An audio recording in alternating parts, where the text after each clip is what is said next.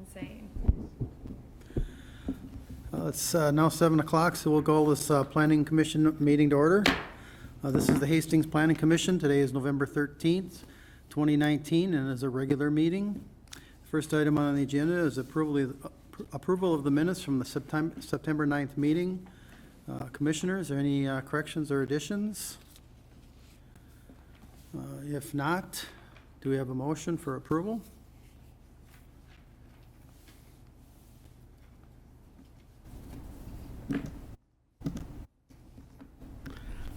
I'll make a motion to approve. We have a motion. Do we have a second?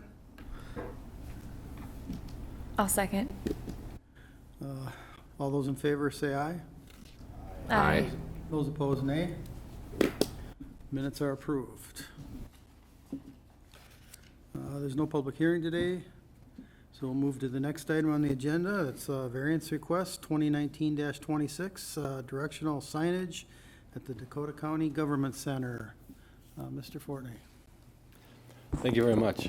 Dakota County is proposing to replace the existing wayfinding signs on their campus in Hastings to reduce confusion and to navigate visitors to the correct doors. The campus is nearly 50 acres in size and contains several county functions, multiple large buildings, numerous building entrances, and many driveway entrances. In order to get visitors to the intended location, there are many wayfinding signs around the campus, which were likely installed originally prior to our zoning code change about 15 years ago. They are also beginning to show their age a little bit. The proposed signs will contain more information and lettering about 3 3/8 inches tall, which will be readable 80 to 100 feet away for drivers. This will require the signs to be the current size being proposed and 7 feet tall, to have the signs at the correct height and to allow for snow build up beneath them. The current sign code does not have a category for wayfinding signs. This is usually provided as a municipal signage and not regulated by the zoning code. Directional signage is the closest existing sign category to the signs that they're proposing, which usually are utilized as labeling signs for entrance and exits. And those types of signs are limited to 4 feet tall and 2 square feet. This is a sign location map showing the location of the signs. The largest ones would be at the entrance, and then smaller as there's less text necessary on the signs. In 2013, Regina Hospital and Lina Clinic campus was granted a similar variance for wayfinding signs due to the unique circumstances of that being a large campus also. These are pictures of the existing signs that are on the campus. You can see this one is just labeled with county offices. And there's some more that have a couple of different directions noted on them. And these are some more internal to the site. The applicant did submit a narrative explaining their proposal for signage, along with what they believe is appropriate criteria for approval, which was included in the packet. And staff had reviewed and considered during reviewing the proposal. The zoning code and state statutes require findings that must be satisfied prior to a city approving a variance. And staff has made the following recommendation related to those required findings. The applicant has shown that the practical difficulties in complying with the regulations exist due to the allowable sign size and height does not allow for the required text in the necessary font size. The previous signs, which were larger than present code allows, have not been functioning adequately. The signs must have clearance to accommodate for snowbanks without blocking the sign. The necessary information in the appropriate font size cannot be included on the signs of a shorter height and still maintain this minimum clearance.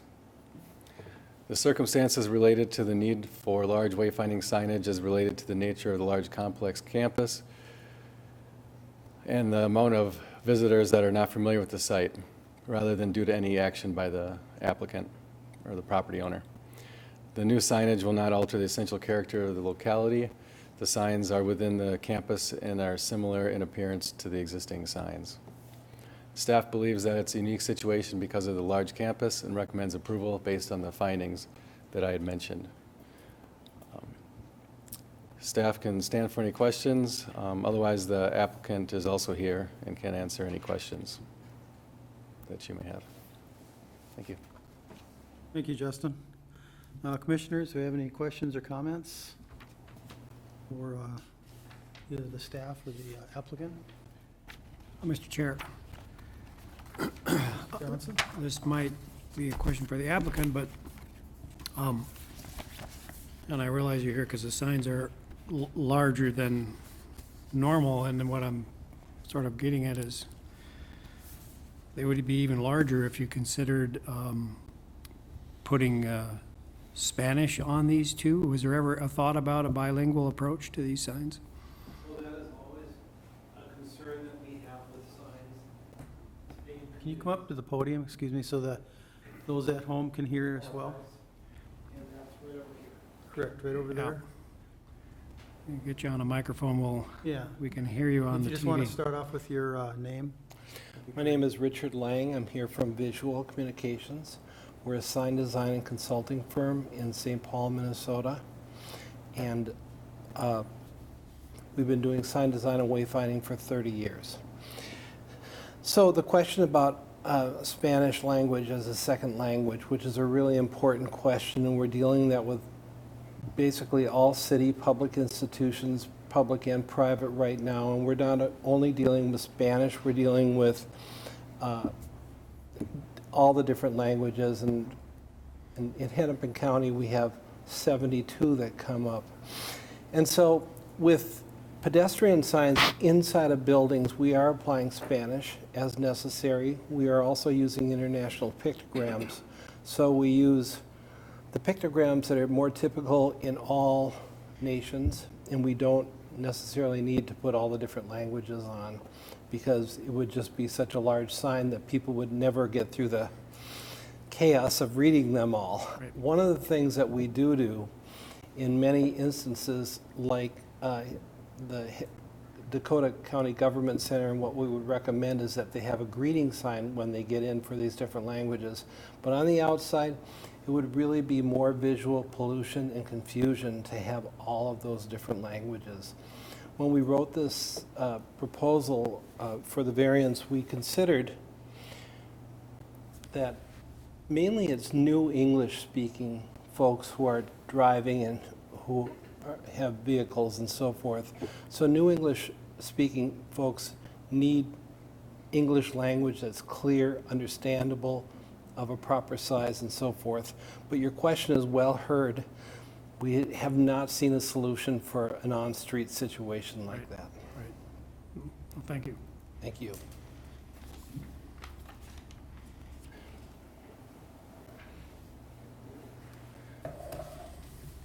Chair, I have a question.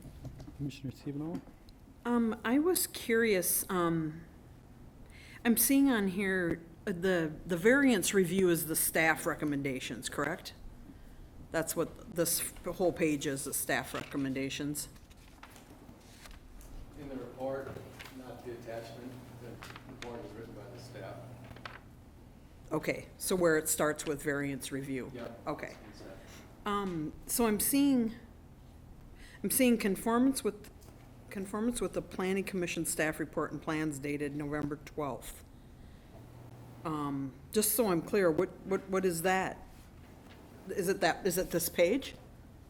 It's with the staff report. It would be with everything they had submitted that was included in the staff report, and with everything that we had said based on information they told us. So that's this page here? I'm sorry, I'm confused. Some clarification on that.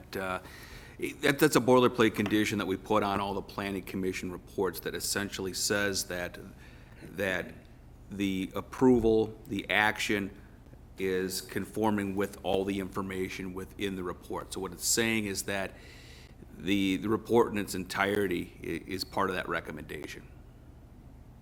Okay, so it will be Okay, so it's already developed and dated November 12th.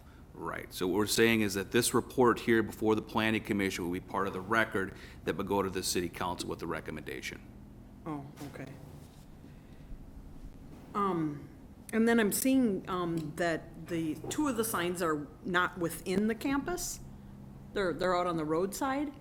I mean, in some ways, it's still part of the campus, but yet it's on General Sieben. Am I seeing that correctly? Those signs are on their property.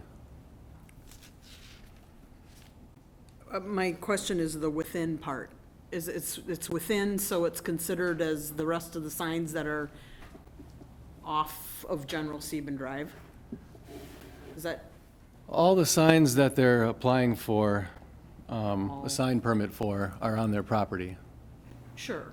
Two of them are closer to the entrances on General Sieben, so people know which entrance to come in at. Okay, so it's all the same sign ordinance of a campus versus the street? Yeah, none of these are street signs. They're all private signs. Okay, so they're different from, like, other businesses like, you know, Walmart or with their size and their luminaries and, Well, I mean, they're all gonna, it's different kinds of signage. Like Walmart would normally have one monument sign per street frontage, which would be allowed to be larger than a, like an entrance sign, but you'd be limited just to one. They couldn't have any of this functionality with having just a normal monument sign. So that's why we're considering this to be navigational signage, because there's no limit to the number of them. navigational, okay.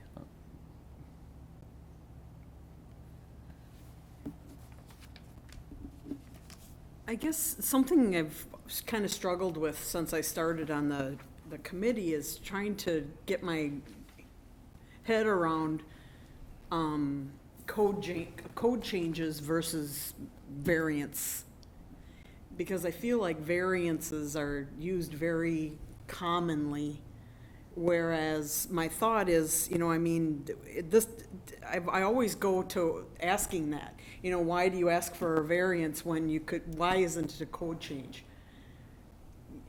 Because I think the code, is the code, my thought is that when you have a lot of variances out there, I think the city's susceptible to risk. And if a code changes, it is more, less risk for the city. Like, for instance, has there been any denials of this type of variance in the past? We've had, this is only the second request for this type of variance. We would consider changing the code if we thought it was something that was going to be regularly needed.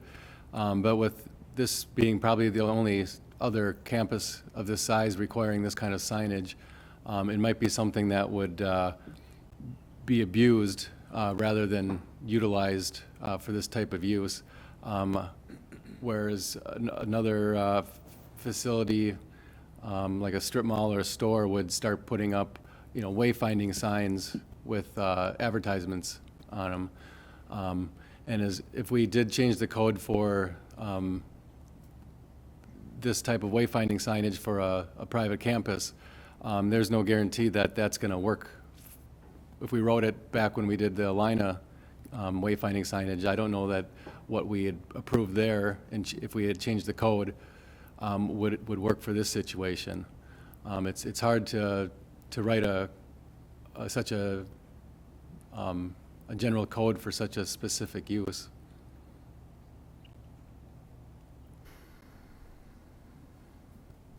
I just feel like code should be able to be,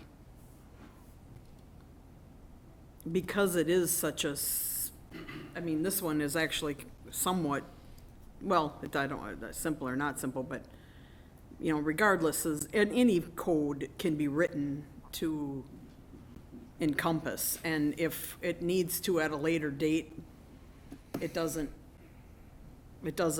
suffice, then you change the code. You don't just keep granting variances if the code, because it's the code that isn't adequately being encompassing what's going on within the city, no matter what the code is. You know, if you're granting variances, I think it should be safe to assume that people coming into the community think code is being followed. And when you've got variances all over the place, you've got code not being followed and granted variances here and there. And I just think that, as a general rule, the public and companies, you know, planning to, or, you know, people trying to do business in town I think that they assume that code, that variances, that things are in code. So I'm just concerned about that part of it, like on an ongoing basis. So here again, it's not, what's the reason that it's not a code change and it's a variance at this point? It's just, It won't likely come up again. This site would have a variance that would be in perpetuity. So if they wanted to replace their signs, they could do that to these standards. And same with the Lina Clinic and hospital site. I don't know another large campus in Hastings that would need its own wayfinding sign within its site.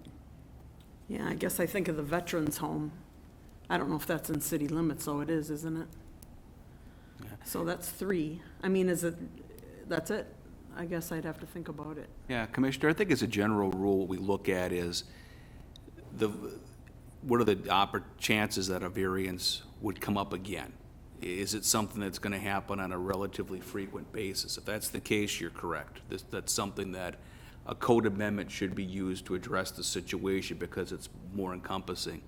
I think as Justin shared, and I concur with it, we've had 2 of these in 6 years on this specific provision. I wouldn't characterize this as something that's common.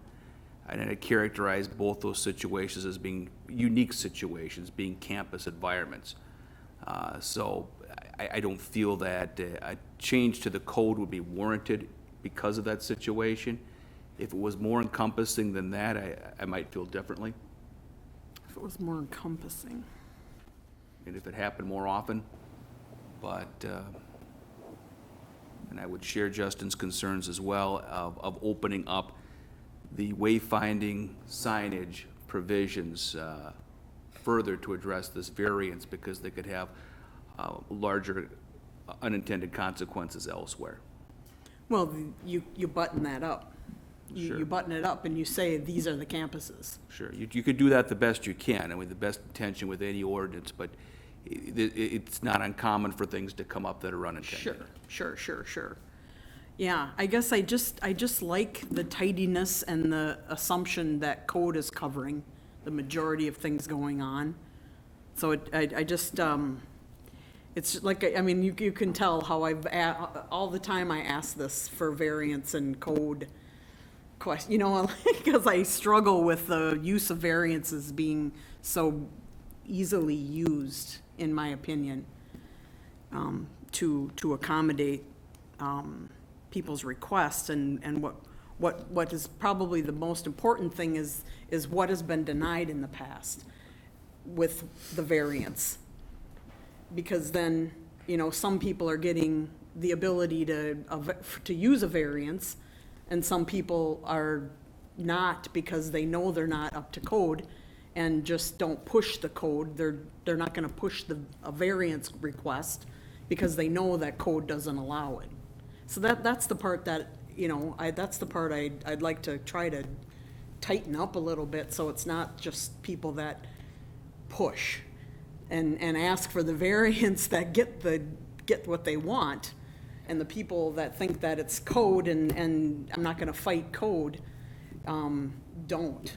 And then, you know, it's kind of like the squeaky, you know, the one with the squeaky wheel wins kind of thing, and the ones that don't lose potentially. And I don't like that part of using variances so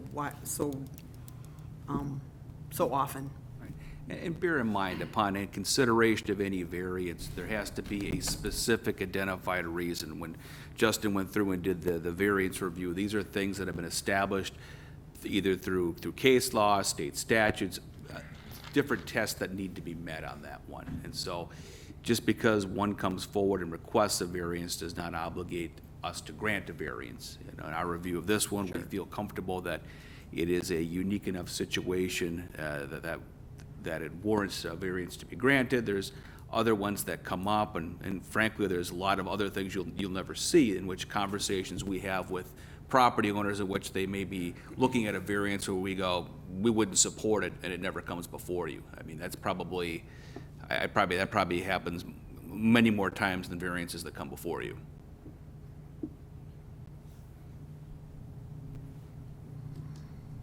Mr. Chair. Commissioner. Question, signs 5 and 6 on the slide that's up right now. Is there a setback requirement in sign code along a street like that? And the only reason I ask is due to the amount of traffic on General Sieben and the high school being in close proximity with the amount of pedestrians using that sidewalk. I just think I'm all for the larger signs. I think it's definitely needed. My only caution is a 4x8 sign being put up where people are making left and right turns or crossing the street. I live right off General Sieben. I see the track team running, and I just foresee a potential unfortunate circumstance where someone is running or walking on that sidewalk and someone is purposely coming out further into that intersection to see around those signs. So, and it looks like there's not a setback minimum. Well, there is not a setback from the property line, but there is a site triangle requirement. There is another plan sheet that shows details of that setback, which would be 25 feet each direction from the street corner back, and they're not allowed to be in that vision triangle. Perfect, okay.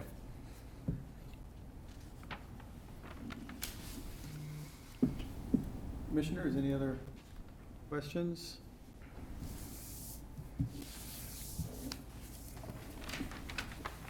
If there's no further questions, I would entertain a motion.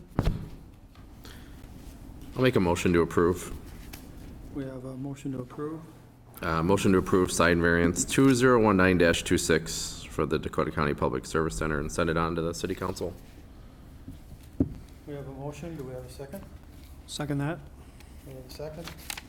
Any further discussion? If not, all those in favor say aye. Aye. Those opposed, nay. Motion prevails. Thank you. Okay, we're both looking at the same time here. Yeah, this will go before city council at their next meeting coming up on Monday, the 18th. Thank you very much. Thank you. Thank you. We appreciate your questions. Next item on the agenda. If I can find the agenda here. Let's discuss changes to allow additional density in historic structures. Justin. Thank you. Staff is proposing an amendment that would allow the use of apartment in the R2 district in historic structures that met certain criteria. Within Hastings and similar communities, there's many large historic buildings that may not find a use for their intended purpose. These properties include mansions, convents, churches, schools, and other similar uses.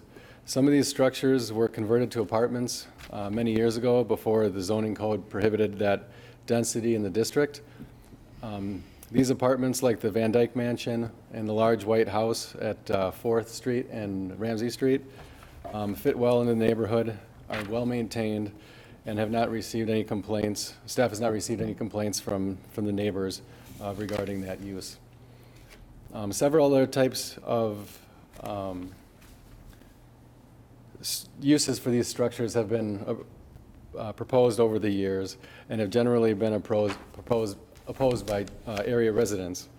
Although they seem to be accepting of a strictly residential use in some of these unique buildings. Staff looked at some other communities with large historic buildings and found that many of them have an avenue for approving apartment use in those structures. Staff is not proposing this as a way to turn historic homes into rentals, but rather as a way to best utilize some of the rarest historic properties that likely won't be used as homes in the future. Under the proposal, some of the possible structures could include the former convent and recently vacant harbor shelter at 321 6th Street East, the former Rosewood Bed and Breakfast, 620 Ramsey Street, the recently burned Thorwood Vacation Rental at 315 Pine Street, which is currently being inspected for rehab and sale, and a few other similar structures in the city of Hastings. Based on the size of the structure, the property size, and the available off-street parking they could accommodate, they could be approved for between 4 and 10 units. The Planning Committee of the City Council reviewed staff's proposal, and they recommended, if it moved forward, that it should include provisions that would include individual approval of applications, neighborhood notification, and off-street parking requirements. The proposal is somewhat similar to our current bed and breakfast requirements in how the regulations work based on the specifics of the property, with the biggest difference being that the apartment use would require an official special use permit approval rather than just meeting the code as written. And staff is looking for feedback from the Planning Commission tonight regarding the general proposal and the specific regulations in the proposal prior to proposing an official ordinance amendment and holding a public hearing. And if we moved forward on it due to publication requirements, we'd probably see this back at the Planning Commission in December. So in your staff report and on the screen are the proposed requirements for the historic apartment use. And I'll just go through them briefly. The site would have to be a facility that's a designated historic structure, locally by the state or nationally. All the apartment units would be established within the principal structure, so the property couldn't get approval for this and then the structure demolished and an apartment building built on the site. It would be tied to the preservation of that building. The number of units would be dependent on the amount of off-street parking as required by the current parking requirements in the zoning code. And that the structure would have a minimum size of 4,000 gross square feet and 1 unit per 1,000 square feet of gross structure. After that, the lot on which an apartment is proposed shall have a minimum area of 9,000 square feet. An additional 1,800 square feet of lot area shall be required for each additional unit in excess of 5. And that special use application be reviewed by the Heritage Preservation Commission as required for any historic property that's being reviewed for official action by the in the zoning code, and that necessarily approval and changes are made within the structure that would all have to receive building permits and applicable fees. So with that, I guess staff would be willing to, or would invite you to offer any suggestions or answer any questions you might have for this proposal. Thank you, Justin. Commissioners, any comments or questions for Justin or John?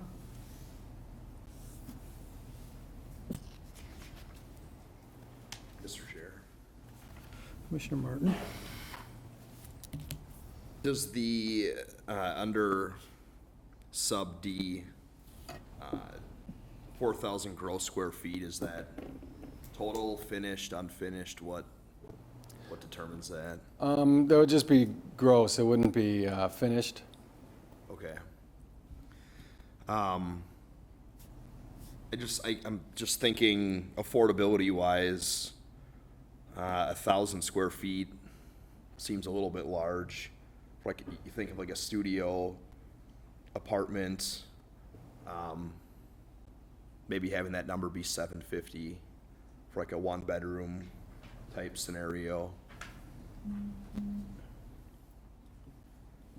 And the only reason I asked about finished, unfinished, most of these structures have basements, they're not finished. I just don't wanna, base it on 8,000 square feet, only 4,000 square feet of it's livable. We overcrowd something that leads to more parking issues and things of that nature. And then 155.09, what is the parking requirements, the on-street parking? I believe for apartment, it's 2 parking spaces per unit. Per unit, okay. And just to comment, you make a good point on the 4,000 gross square feet. The 1,000 square feet isn't what's required per apartment unit. That's just to base the number of units in the structure. Based on the design of the structure, you're never gonna be able to divide it equally into 750 square foot units or anything like that. What I did was I looked at the apartment buildings that we currently have that have been turned into rental units that have a reasonable number of units for the size of the building. And I actually looked at how many units that was based on dividing it by what the size is, and it came up as 1,000 square feet. And if I had taken I did look at it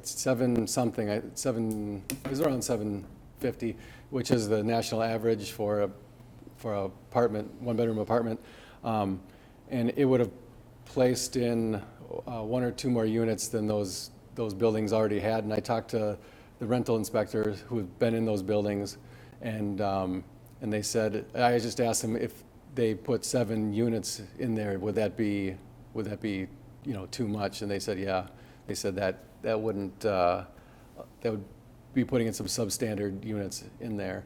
I think it's just because of the way that an existing building can't be divided up so much. I mean, we could base it on 750 and then have a minimum unit size too, but what it's probably gonna happen is you're probably gonna be able to have 7 units in there, but 2 of them are just gonna be absolutely tiny or substandard.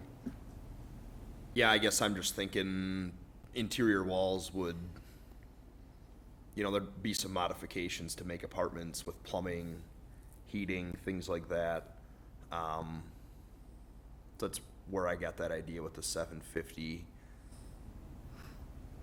And then the neighborhood, the notification, 350 square feet, is that kind of the norm with something like this? It's required for a special use permit, correct? 350? Mm-hmm. And that would be placed in there as well? Yep.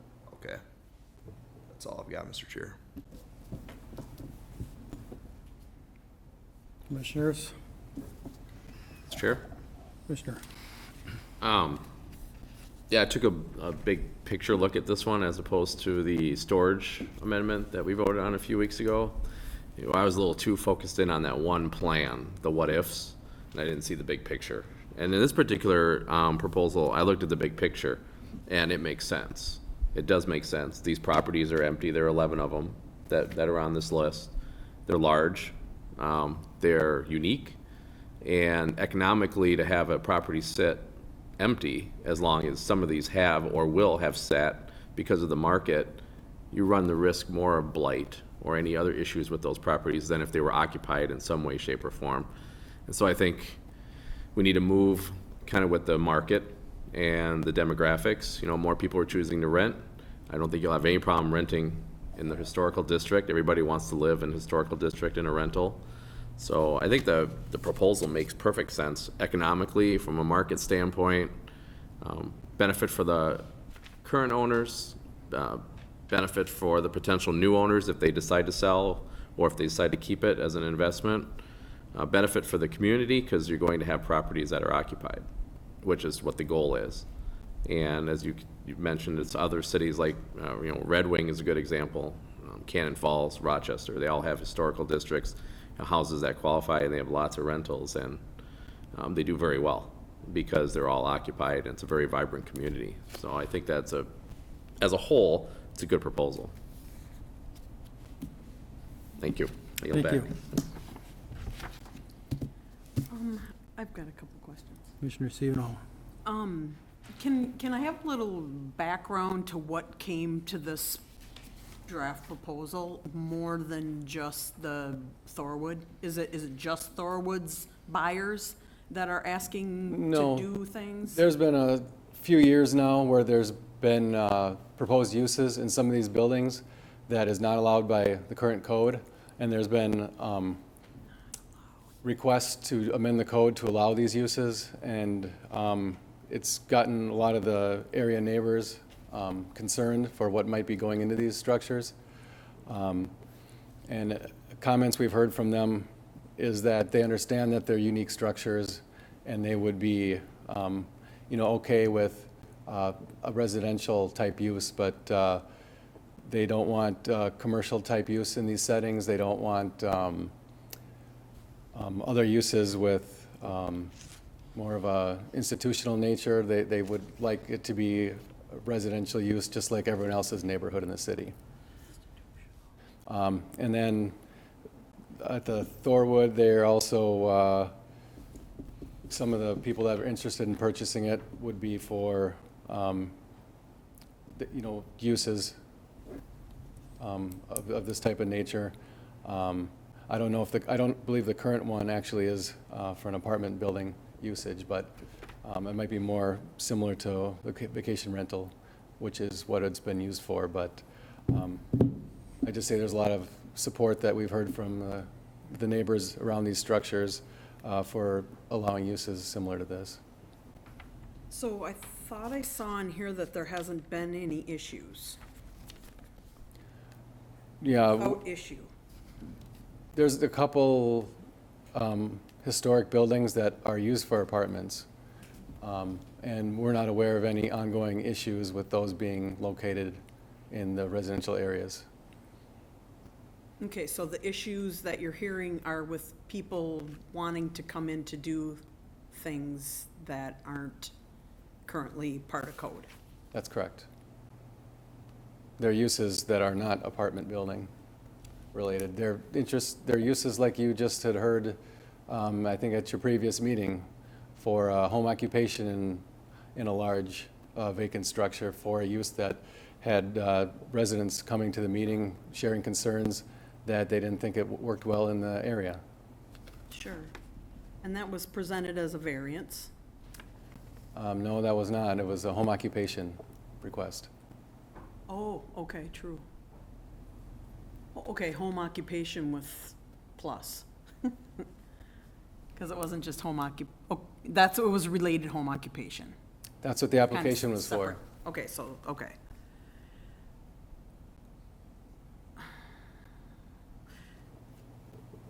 Okay.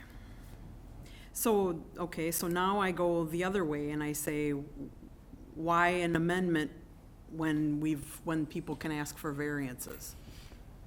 If they're not, okay, let me think about my question better than this.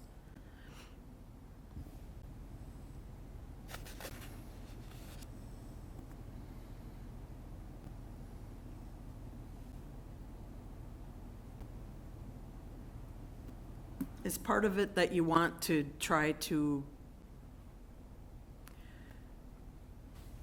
open things up so there's not as many variance requests? Is that what's going on? We're just looking to amend the code to allow a use that seems reasonable in these types of structures that are underutilized. And I might add a couple things to that too. Justin's correct in that. One of the things that we find when you take a look at the properties that Justin had put on the list here is we have a lot of properties right now, larger homes, that there's very little options to use them other than single-family or two-family homes. That's the only thing allowed within the code. If you've got a 4,000 or square foot structure or greater, the cost of doing that may be prohibitive, unless you're gonna use it, for one large mansion property. And so people take a look at other types of uses that could be used, and a lot of those have been institutional type uses, which have not been very popular with the neighborhood, or commercial uses of one nature or another, similarly not popular. So the thought was, okay, how can we provide people with more options to use the homes so they can take care of the homes, to be able to have these historic resources continue to be historic resources?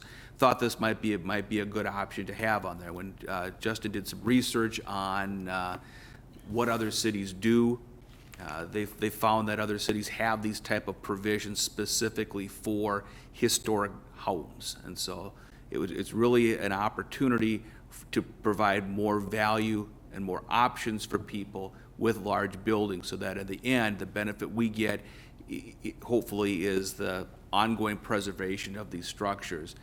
From a variance standpoint, this is far-reaching than a specific property, so we don't think that would be the correct thing, to look at a variance each time on this one, but to really provide some direction in the code, because we feel that this is something that would be more wide-ranging than just one or two properties. I have a thought of, to me, as a real estate agent, I don't see the condition of Thorwood being a 2-year being out of expectations because of what has entailed to make this thing habitable by anybody. So, that, it's not like any of these other places for sale, because a significantly distressed place always takes longer to sell. So the 2-year thing to me is certainly reasonable. It's good, not, there's only a select amount of buyers that would be interested in something like that. So at what, so I have a question about who determines what is a historic apartment? Now, this is all proposals, so I'm just trying to get clarification of what is the definition of historic apartment? That would be something that meets all these requirements. The number one, letter A, says it has to be formally designated at a local, state, or national level. Okay, so I suspect so all of these are already? Correct. Even Kateria? It's in a historic district. That's within it? Okay, so that's what's 7th Street there. Yep. Over there, 7th Street is, 7th Street right there is? Yes. Okay. I just was recalling something, but it was a duplex built later, so never mind. Let me see. So help me understand a little bit more about B. You kind of elaborated on that sentence in your description verbally, and I just wanted to be clear what that B is talking about. The apartment units have to be in the historic structure. So the original structure. Is that what historic structure means? Well, it says in the principal structure. It can't be in the garage, it can't, detached garage, can't be in a modern building. Modern building. One of the things that this would preclude is, for example, if it has to be within the historic main house. It can't be within a garage. It can't be in a situation too where the house is torn down and you get the rights to build more units on that property. Once that house is taken down, those rights cease because it's no longer a historic structure. Sure, because it wouldn't be on the historic designation anymore unless it was in the district. And then even those come out of that, is my understanding. A newer structure isn't part of that, I don't think, correct? The property itself is designated as historic, so even if a house is demolished, it would still be a designated property. But if the principal structure was demolished, they couldn't use this for an apartment building. Okay. Okay, because I was part of a transaction of a duplex on 7th Street, part of the historical district, built in 2000 something. And when I called the city to ask about if it would be subject to those rules and regulations, they said no, because of the year built. It would be still designated as historic, but it would be non-contributing to the district. So it wouldn't have to meet most of the strict requirements of the designation, but anything that's placed on the property would still have to be reviewed to make sure it didn't detract from the district. Reviewed by the The historic. HPC, yep. Okay, that was not clear to me, so, okay. So back to B. I mean, if you come forward with something more concrete and this not a proposal, to me, there's so much not said there that you're saying verbally that could maybe be more clear Sure. as to exactly what's going on. So did you happen to look at the places that you have listed and see if any of them right now have parking, would clear parking?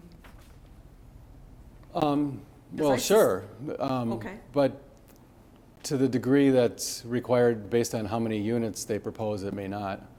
They'd certainly have to add more. I mean, most of them are going to have, well, they're all varying size, but they have quite a few. But if they wanted to maximize the units out for the size building, they'd have to build some more. And some, like the Rosewood Bed and Breakfast on Ramsey Street, that doesn't have enough property, I'm sure, to put in Yeah. as many parking spaces as the house would hold. Yeah, I would suspect most of them would be like that, because they're all in residential areas with small lots, with barely enough room for the house itself to be on it. So you think all of these, well, okay, so I guess I should be more clear. The current units within these places, is there adequate parking currently at these places? You know what I mean? Well, it depends what their use is. I mean, if they're used as a residential house, all they need is two. Yeah, I mean, like Van Dyke, for instance. I mean, I don't know how many units, I don't know how many spaces they have to Yeah. park, but I would suspect it's not enough. Possibly it doesn't meet the code. They're grandfathered in Correct. for that, so they probably never had any parking reviewed Yes. when they began. But I mean, they have a commercial parking lot, Yes. but it might not be big enough. Yeah, so what I'm thinking as I'm looking at this is, if somebody was to come and buy that place, for instance, Van Duke, they already wouldn't be able to change it over to another apartment building without a variance under this proposal, the amendment change proposal. It wouldn't help them to have this because they're not Well, gonna have room for enough spots. They're And currently, Go ahead. they're currently grandfathered in. I know that. But I think what I'm hearing, the purpose of this ordinance amendment is to help if there's resale. So that all of these places can resell and have, the best and how'd you call it? The best and greatest use, for return on money for investment, so that they can use it. But what I suspect is none of them, I don't think any of them, I don't know all of these places, but the ones I do know would not be able to get this if they were to be resold. Well, the Van Dyke Mansion has been sold several times. It's not. So that must be Been- on a variance, correct? I No, mean, possibly. It doesn't have to meet current code to be sold. It's grandfathered in. It's a legal non-conforming use. It can continue its use as long as it doesn't cease. It doesn't matter if it's sold or not. As long as the current use isn't ceased? Correct. But again, they could get a parking variance if Right. if it did cease, if a water pipe broke and they stopped, renting it out for 6 months and they couldn't start again because they didn't meet the zoning requirements, they could apply for this special use permit and get a variance to the parking. If they don't meet the parking, I don't know that they don't, but. Yeah, true. I guess what I just want to make sure that what you anticipate it to help with is it's actually going to help with. Because, the parking, specifically the parking, maybe the ones I'm not familiar with, but all the ones that I am familiar with, none of them would be able to meet the parking. So I don't know, maybe to think twice about what's required for the parking with this new proposed ordinance amendment. It's just a thought. I'm just, obviously, we're just conversing about it.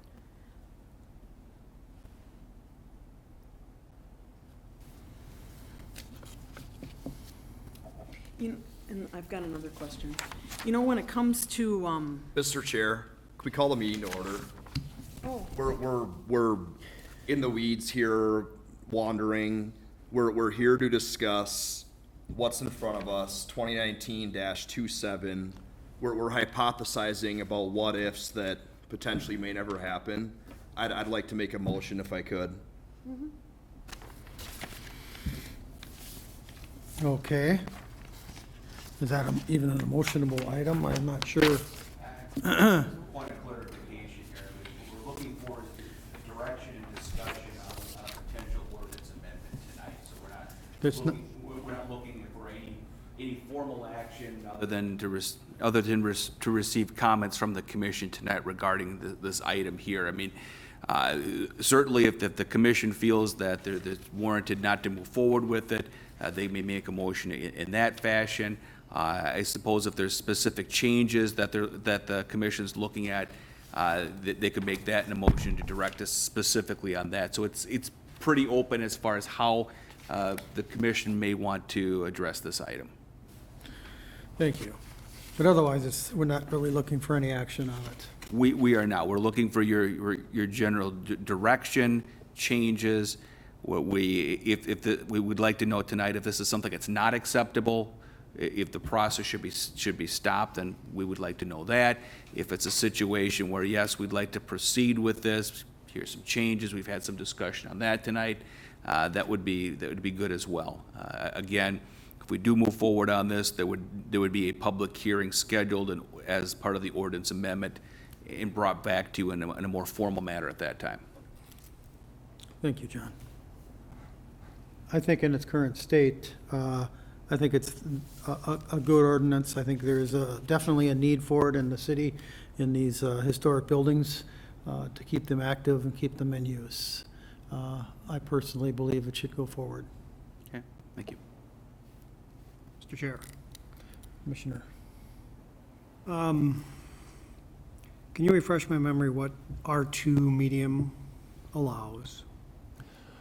Yeah, it allows single-family homes. It allows duplexes on lots that are over 9,700 square feet, churches, schools,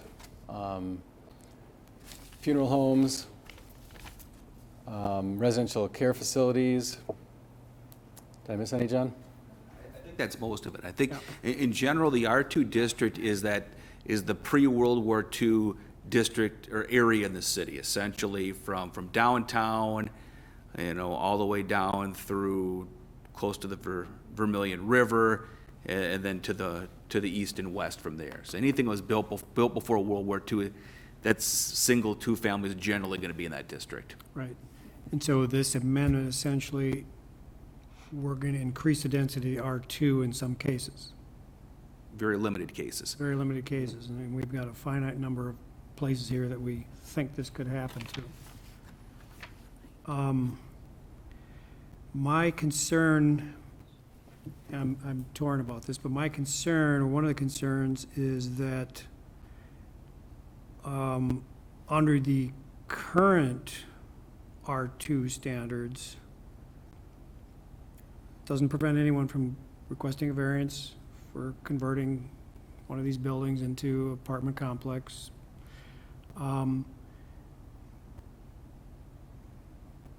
the neighborhood basically has some understanding what the neighborhood's gonna be. It's not gonna be these multiplexes. If we change this ordinance, and again, there would have to be a public hearing, so people have a opportunity to speak their mind about how they feel about it, but I think maybe they're not for it. Maybe this is not what they want, increased density in their R2 neighborhood. Without them speaking for it or against it, we're pulling the carpet out from what it currently is. And again, it's a finite number of places. But I don't know what recourse would a neighbor have if this becomes an ordinance and this building next to them gets converted? If it becomes an ordinance. And I'm kind of going back to the original conversation that Commissioner Siebenauer was referring to, you know, why not keep it in the variance world instead of throwing it into an established ordinance? And I know you addressed this, John, with something that you said. But my concern is that now the residents might not have any say about what goes in next door. And some of these, again, might be tough. I wouldn't be surprised if this parking code was gonna be an issue for most every one of them. So they're gonna be here for a variance anyway.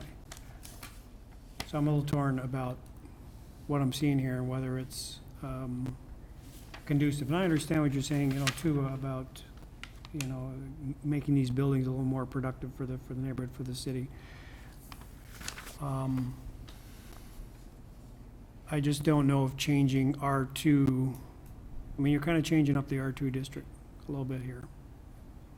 That's my 2 cents. I can comment on a couple of those items. The first is on variances. There's a couple schools of thought on that. State statute doesn't allow a variance for a use.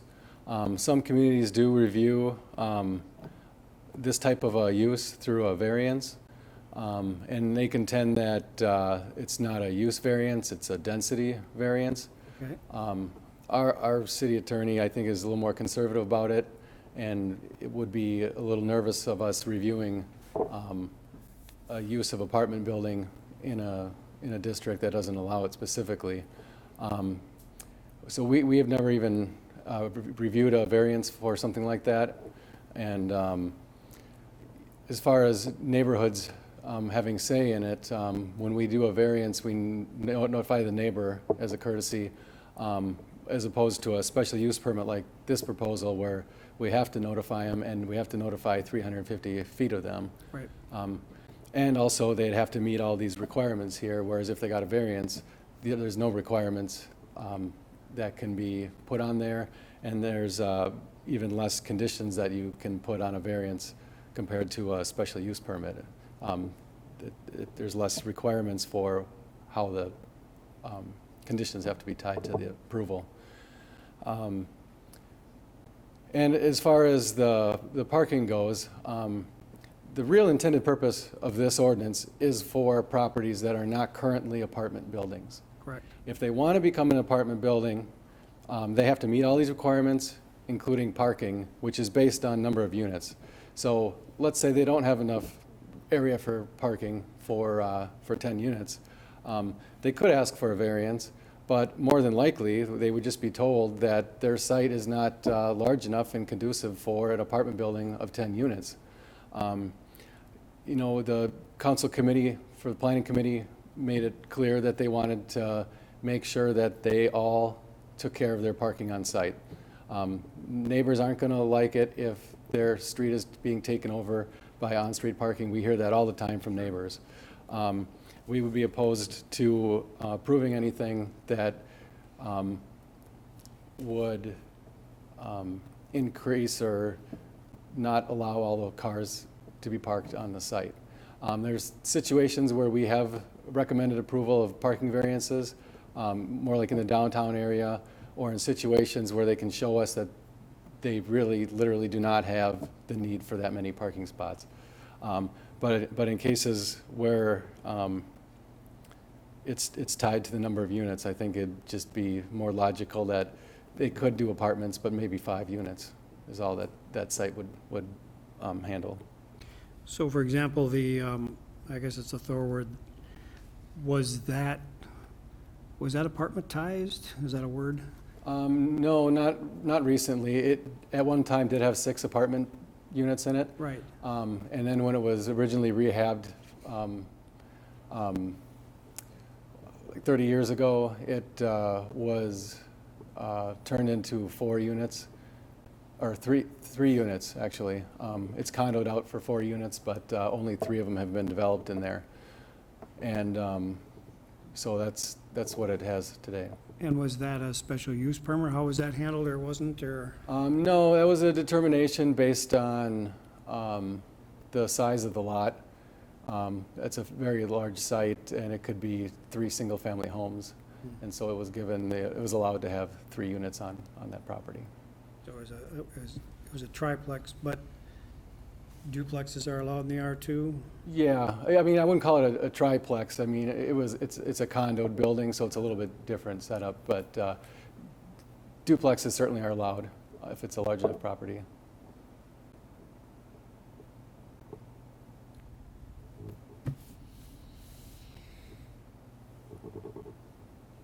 Okay. So basically what you said, by making it an ordinance as opposed to any kind of variance, you're actually protecting the city and you're protecting the neighbors and everybody else to make sure that it has to follow all of the stipulations. Yeah, that was our goal. You know, if it looks like there's some stuff in there or the whole thing isn't going to accomplish that, we'd like to hear it and maybe rework it, or any other suggestions you have. Commissioners, any other comments? I'm personally not feeling a need, because I feel like what's in place right now is what has been operational for these places. There is nothing in place for it, though. That's why they're sitting there empty.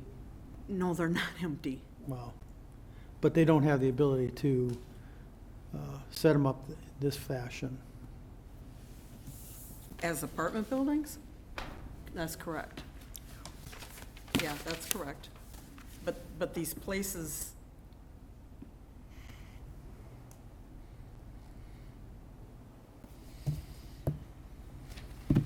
I mean, like Fort Thorwood, for instance, was at one point was 1.3 condos.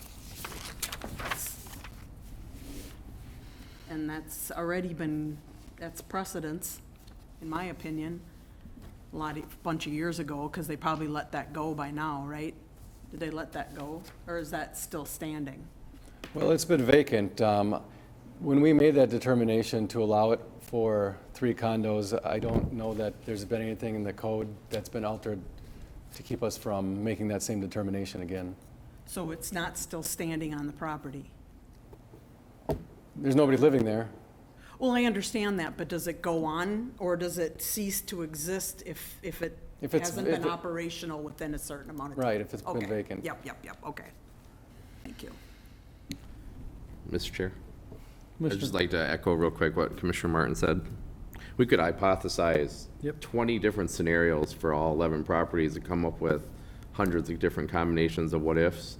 I think based on what Justin and Commissioner are asking us to do is just to look at the overall process, and then maybe we can refine it as it goes. So I think I would be in favor of moving this forward into a public hearing, or whatever the next step would be, Correct. and going from there. I agree. Thank you. Hey, Commissioners, I think we can probably put a wrap on this, unless you have specific things that you'd like to see potentially in the proposal or taken out. I think we can let it move forward and work through the process. I do. I'd like to comment on the 1,000 square foot thing again, because I know that, in my opinion, that it is quite likely and actually would be wonderful if we did have smaller units, because we are in such dire need of units for affordable housing in Hastings, actually the whole United States for that matter, that certainly someone would be more than happy to live in a smaller area and as an efficiency. You don't see efficiency apartments at 750. They're less than 750 quite often. This is not saying it has to be 1,000 square No, I'm feet. just talking about if the proposal goes on to be developed further, I think it's a good idea to consider a lower per square foot. I would disagree, because then, like Justin said, you could end up with a bunch of tiny ones trying to squish into a single unit. That's correct. The purpose is to try to keep fewer units in a particular building, instead of having 5 750s. Yeah, I disagree. If I could just comment again, it's kind of confusing because when it says 1,000 square feet, automatically you would be thinking that that's what you're going to have to divide that home into. No. But if you look at the Thorwood, which is 10,000 square feet, that would allow 10 apartment units in there. That's a lot of apartment units in that building. I'm sorry, how big is Fort Thorwood? 10,000 square feet? 10,000, okay, wow. So so they could develop that with apartments, and they could be 600 square feet. It just depends on how it's configured.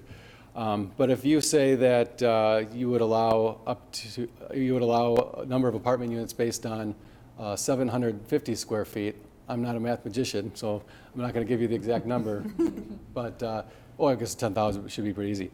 Yeah. But then you're going to be looking at Too many. Yes, many more. And I don't know that they could guarantee, they wouldn't be 750 square feet. They would be smaller. But it's just a number that was used to base the number of units on. Sure. Base That's total number allowed. of units. Yeah, and You're going to have common areas, two stairwells. True. Mechanical rooms, and also you're going to have obstructions that you just can't work with. If you're working with a building you design from the ground up, you can design it so all the units are going to be 750 square feet. Sure.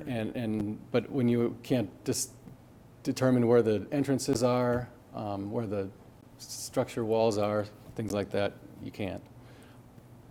And bear in mind, too, there's a relationship between the number of parking spaces per unit, too. So if you were to lower that threshold, you could theoretically have more units in the structure and more parking demand for the structure itself. So, I mean, I think what we're saying here is, it doesn't mean that each structure has to be, each unit has to be 1,000, but when you divide it up, you can have, in the case of Thorwood, 10 units, might be a 5,000 square foot unit and a few 600 square foot units, something like that. Yeah, I truly believe that you're making it, with trying to do a proposal to amend, I think you're putting more of a burden on these properties than there already is. I truly do believe that. But, I mean, I certainly appreciate, the conversation about it and the ability to talk about it before you go forward, to be able to sort things out enough to consider some of the things that we're talking about tonight. Mr. Chair? Commissioner, One quick final thing for me is we're actually giving the property owners more of an option. And they're less likely, they may not even sell. They may even choose to keep the properties and turn them into apartments, which would be even better yet, because then they're off the market and they're not going to be empty for any longer. So we're actually giving them more options and opportunities than they currently have, because right now they're limited to basically nothing, which is why they're sitting as empty as long as they are. So we're actually giving them more opportunities with this proposed amendment.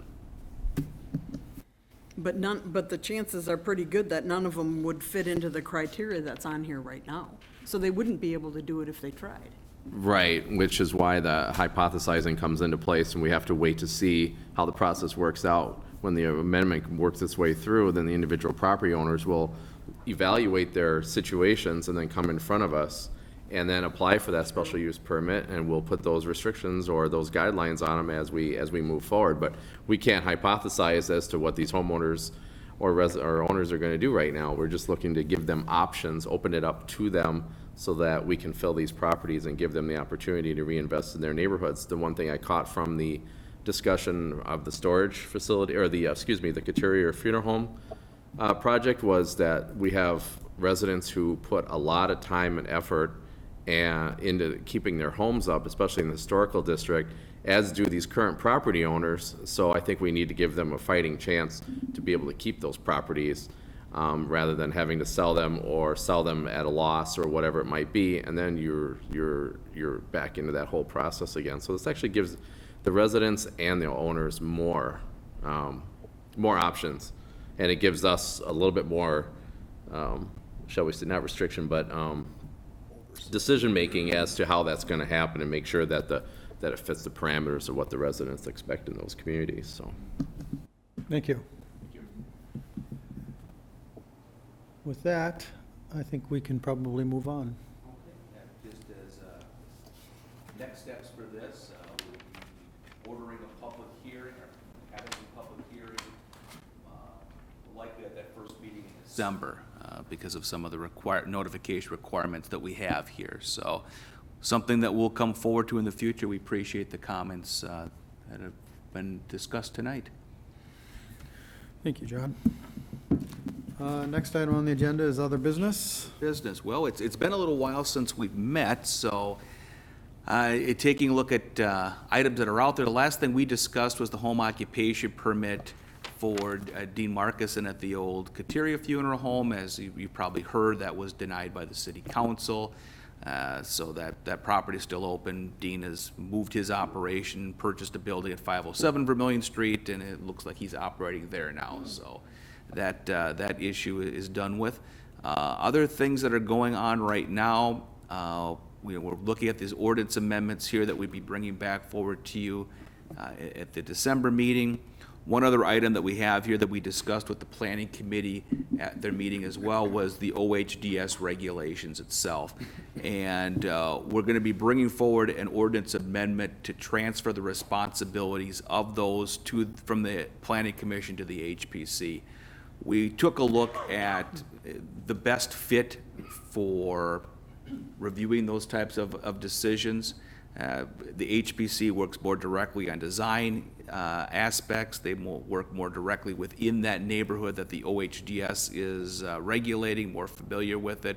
Thought that would be a good, a more better fit to transfer those over. And so we're going to be having an amendment to come forward in the near future on that one as well. It has nothing to do with anything that the planning commission has or has not done, but more of a renewed interest in trying to find the best fit for these type of regulations. So we'll have that coming forward here in the near future. And I don't know if I've got anything else at this point. I know that we're going to be for planning commission itself. I think Mr.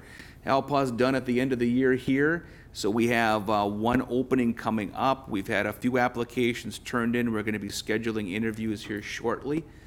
So we hope to find somebody good to bring on for 2020 here. And that's all that I have at this point. Sounds great. I have a question for December meetings.